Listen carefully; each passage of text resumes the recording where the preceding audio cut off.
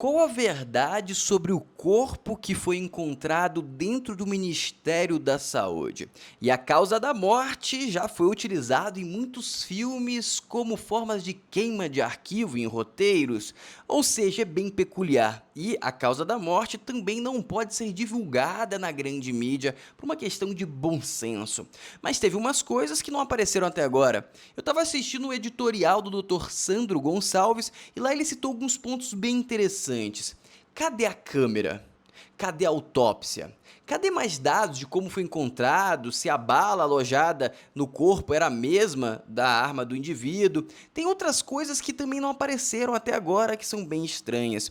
E faz a gente lembrar a breve história do Brasil, que sempre quando um indivíduo fica forte contra a oposição, algo acontece com uma força sobrenatural, como por exemplo a facada do Bolsonaro, que de sobrenatural não tem nada, mas as explicações são sobrenaturais, porque até agora o mandante não foi pego. Dito isso, temos que lembrar também outros fatos históricos que aconteceram. E tem um fato muito recente, que é a fraude do INSS. Será que eles estavam querendo ocultar alguma coisa e esse segurança era uma barreira que impediria disso acontecer? É uma reflexão que fica, e aqui eu trouxe algumas informações a mais que não foram divulgadas, que eu acho que aproxima a gente da verdade. Dito isso, também vou compartilhar com vocês que agora só restou o otimismo para os petistas e a esquerda do Brasil. E também a conta chegou para Hugo Mota e ele não quis pagar, e o PL vai cobrar com toda a força e já começou.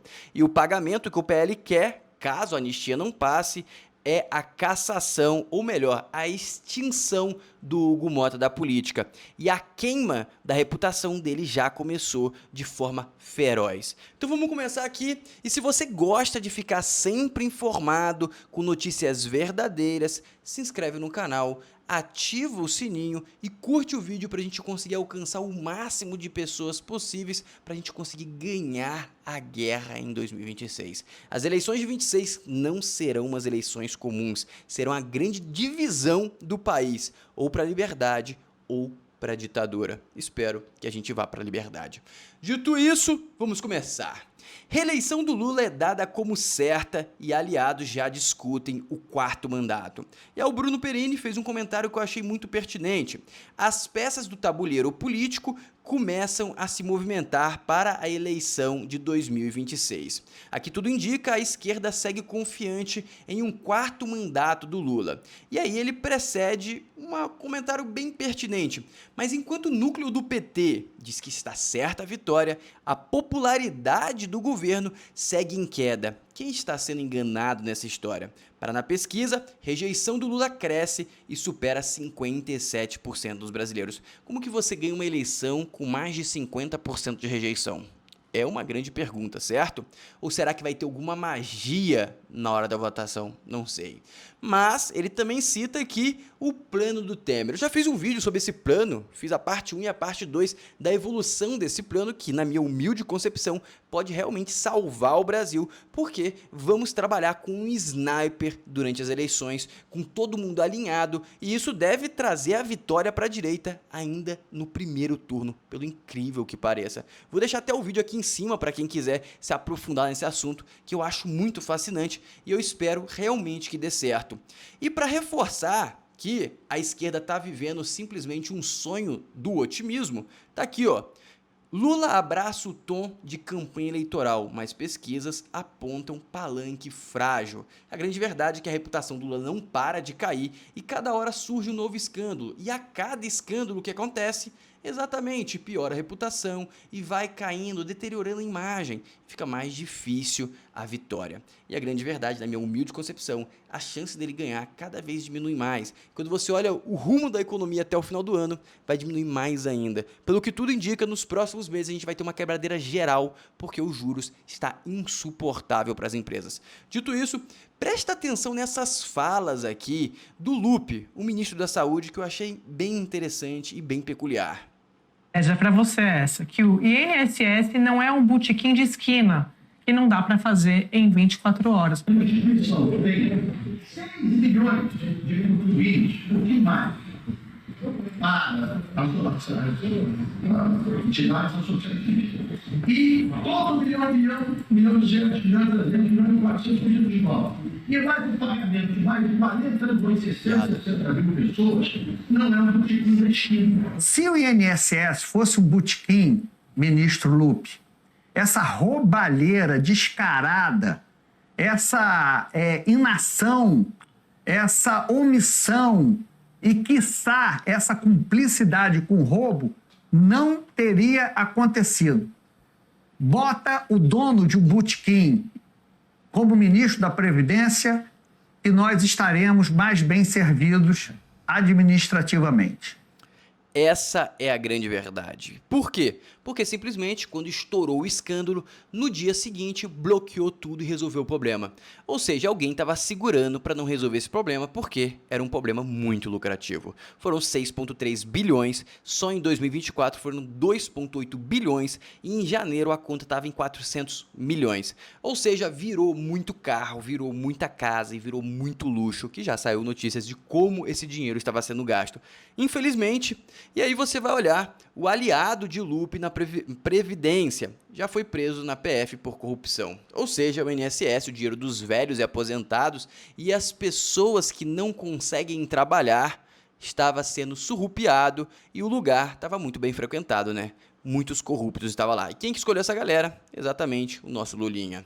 Mas, olha que interessante, a conta chegou para Hugo Motta e simplesmente ele decidiu não pagar. E ele falou, cara, não me importo que vocês se uniram para me colocar como presidente da Câmara e vocês pediram só essa condição. Eu não me importo, eu não vou fazer. E ele abraçou o STF. E o STF já começou a quebrar os acordos com Hugo Motta e a oposição começou a cobrar a fatura. E a fatura, caso a anistia não saia ou não seja pautada, a fatura vai ser extinção do Hugo Motta da política. E já começou a campanha de informação sobre os precedentes de Hugo Motta. Olha que interessante. Essa parte aqui me surpreendeu muito a avó dele, presta atenção. Vamos começar aqui com a mãe do Hugo Motta. Ex-chefe de gabinete da Prefeitura de Patos, foi presa preventivamente em 2016 durante a Operação Veiculação, que investigava fraudes em contratos de locação de veículos. Foi solta após 5 dias. Em 2022, absolvida pela Justiça Federal das acusações relacionadas à operação. Chegamos também à avó do Hugo Motta, ex-prefeita de Patos, importante figura política local. Foi afastada do cargo também em 2016, acusada de envolvimento no mesmo esquema de fraudes. Em 2021, foi absolvida pela Justiça Federal de acusações de organização. Temos também o padrasto de Hugo Motta, tá? Da família inteira. Ex-prefeito de São José de Espinharas. Preso preventivamente em 2016 na mesma operação de combate a fraudes em licitação. Liberdade poucos dias depois e, posteriormente, o processo não está cortado, mas talvez anulado, alguma coisa nesse sentido. E chegamos agora ao pai do Hugo Motta, ex-prefeito de Patos. Foi citado em delação de empresário como beneficiário de propina em licitação de obras públicas. Não foi preso e não há condenação formal até o momento. Temos também Severino Medeira e Maria Eliana, sogros de Hugo Motta. Empresário paraibano, pai de Luana Madeiro Motta, esposa de Hugo Motta, tornaram-se réus em ação que apura fraude de licitação de desvio de 4,8 milhões de reais em recursos públicos na Câmara Municipal de Cabedelo, Paraíba. Respondem ao processo em liberdade, não chegaram a ser presos. Ou seja, a campanha de informação dos precedentes familiares do Hugo Motta está rolando e não é só aí que a oposição está pressionando. O Bolsonaro já anunciou um evento dia 7 de maio, presta atenção. Em Brasília, para a anistia, comparecendo. O povo brasileiro está tomando a consciência da maldade que está sendo praticada. Vamos todos a Brasília, quarta-feira, 7 de maio, a partir das 16 horas, na Torre de Televisão de Brasília, caminhada até o Congresso Nacional, manifestação pacífica em favor da anistia e para dar parabéns ao ministro Fux, que desmascarou a perversa e injusta condenação da Débora do Batom. Chega de covardia contra o povo brasileiro. Que a justiça prevaleça contra a injustiça. A anistia Anistia já. Parabéns, ministro Fux. Anistia já. Conosco, estamos assistindo no Brasil. Anistia já. O povo precisa se manifestar. Leve o seu celular. Iremos registrar tudo neste ato em prol da liberdade da Débora e de todos os presos injustiçados. Se pensam que vamos existir, não nos conhecem. Anistia já. Pela terra, pela inflação, pelas centenas de famílias. Ou seja, estão fazendo uma mega campanha para lotar Brasília. E eu vou fazer uma profecia aqui. Provavelmente o vídeo do Nicolas, que todos estão esperando para citar a fraude no INSS, vai vir citando a fraude, muitos outros eventos e também chamando a galera para o 7 de maio. E se tudo der certo, esse vídeo deve ser ainda maior do que os outros. Talvez não vá superar o do Pix, mas todos os outros provavelmente vai. Porque agora é um assalto a velhos e pessoas indefesas, que obviamente é extremamente comovente. Logo, devemos aguardar esse vídeo e como que vai ser a pressão agora. Hugo Mota realmente está muito pressionado entre a faca e a espada. Continuando, vamos agora para o homem que foi encontrado morto dentro do Ministério da Saúde. O que eu fiz para analisar e trazer fatos novos para vocês aqui? Eu peguei e entrei nos sites, e peguei a maior parte das matérias eu li, aqui até eu separei algumas. Quem realmente anunciou essa matéria foi o Metrópole, tá? Eu pesquisei, li toda a matéria, não tem nome de quem foi, não tem muito dado, sendo sincero. Então fui para outra matéria. Quem é? Esse aqui é a chamada. Eu pensei, agora vai dizer o nome. Também não diz o nome de quem foi encontrado sem vida no Ministério da Justiça. E aí eu fui para outra matéria e a mesma coisa se repete. Quem é o homem? E mesmo assim não tem o nome, não tem dado, não tem nada, nem de familiar, não tem nada. Simplesmente parece que é um fantasma. Só que o que eu fui fazer, tá? Tem uma coisa que me surpreendeu muito nisso tudo, que foi o local. Porque esse tipo de ação, quando a pessoa acaba com a própria existência, é muito raro acontecer em local de trabalho. E eu fui buscar dados, eu pensei, pô, beleza, talvez possa ser só um devaneio meu, uma hipótese que isso é raro, talvez seja comum. Eu fui buscar os dados e eu achei dados detalhados dos Estados Unidos, que deve ser bem próximo do Brasil, tá? Esses aqui são os dados. Em 2022... teve 267 casos desses nos Estados Unidos. E aí eu tive que buscar qual que é a estatística, qual que é o percentual. Então fui buscar qual foi o número total em 2022. O número em 2022 foi de 49.449 óbitos por esse motivo. Ou seja, dá um total de 0,54% de mortes no espaço de trabalho, tá? O workplace. Ou seja, eu fiquei refletindo, caraca, é muito pouco. E aí eu fui olhar, pô, mas talvez no Brasil a gente possa ter mais casos desses, tornando o percentual, a probabilidade da ocorrência mais plausível. Mas não condiz com a realidade. Na verdade, o Brasil tem menos da metade do total que acontece nos Estados Unidos. Ou seja, a probabilidade desse evento, e eu fui olhar até nos documentos oficiais, tá? O histórico, ó. Você pode olhar aqui, ó, que vai por ano, aqui em cima, ó. 2018, 2019, 2022 e em 2022, 267.